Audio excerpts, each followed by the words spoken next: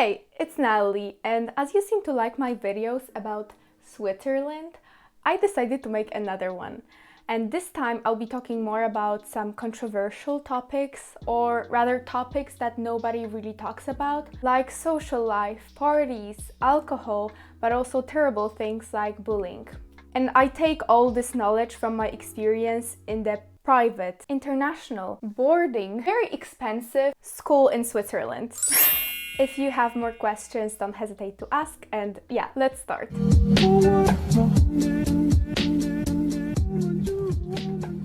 So the question that I get very often is something along the lines of, is it easy to get friends? Like, how's the social life in this boarding school like this?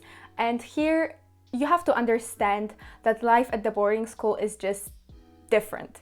It's the exact opposite of a lockdown because you're surrounded by people all the time, and well, it has its advantages because it's easier to bond with people. If you find the right ones, it's very easy to become friends, to have this like intimate sort of relationship because you simply live together, you meet each other all the time, you eat the meals together, you sleep together. So if you find the people that are right for you, I think it's very easy to find friends. But of course there are downsides because firstly, myself, I got really overwhelmed with being around people all the time, and if you're a bit introverted like me, it can be difficult to be surrounded by someone all the time and not to have this moment of just being alone. And also it's of course quite difficult if you're surrounded not by the kind of people you want to be surrounded by. And this kind of leads to another question which I got surprisingly often, and it is there like bullying in the boarding school? Like, did I experience that? Did I saw that? And the answer is that myself, I didn't really experience bullying, but I've heard of the situations that I would consider bullying, both mental and physical. So like in every school, in expensive boarding schools, you will find people who can become bullies, and it's actually kind of worse because if you live together, there are more opportunities to kind of be a bully. And when I was thinking about it, I arrived at the conclusion, which is just my subjective opinion.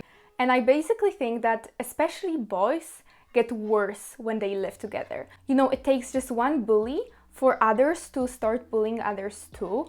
And in case of girls, I think it's less prevalent. Of course, probably it might happen. I didn't experience that, as I said. The next thing that I wanted to talk about are parties, like partying in general. So what surprised me a lot when I went to the boarding school is that actually there I had more opportunities to go out, party, stuff like that than in my public school. Firstly, like everybody lives together, so if you want to go out to a bar or like even on a walk, it's easier to get a group of friends and just do that because you don't have to commute or anything like that. And we had a chance to go out on Wednesdays and Saturdays, and yeah, we used this chance. It basically meant that you didn't have to eat the dinner at the school. You could go like anywhere you want technically. You could also sign out for the weekends, which basically meant that you were leaving the school for the weekend. You were taking the responsibility on yourself, or rather like your parents,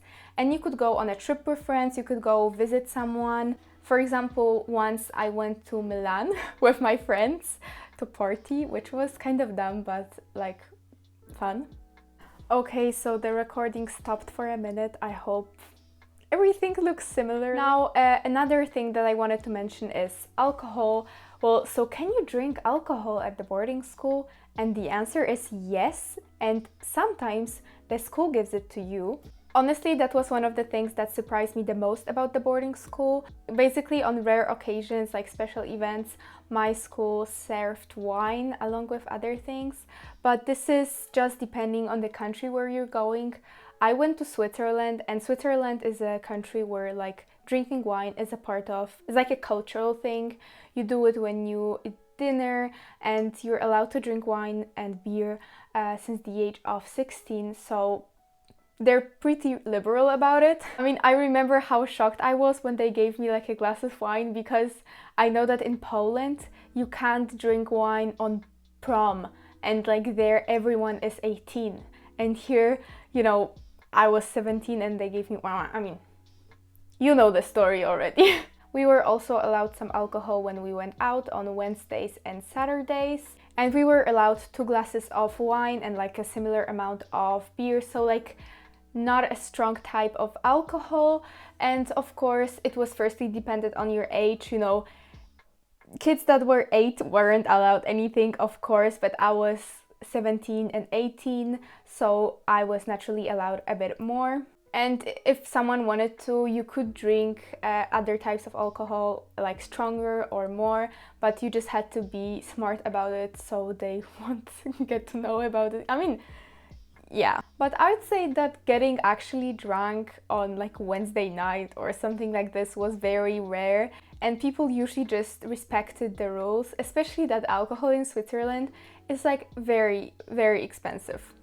Also, you couldn't really drink at school. I mean, I know I just said that the school gave it to us, but you couldn't drink without the supervision. So you couldn't just bring a bottle of wine to school and drink it in your room. It wasn't allowed because I think they were afraid that younger kids would like get a chance to drink it and they didn't want it. And interestingly, they gave us drug tests. It wasn't very common, but like the year I went there, they tried to test everyone at least once for alcohol up to like 5 days. How do you say that? Like if you drank alcohol in the previous 5 days, you would be caught.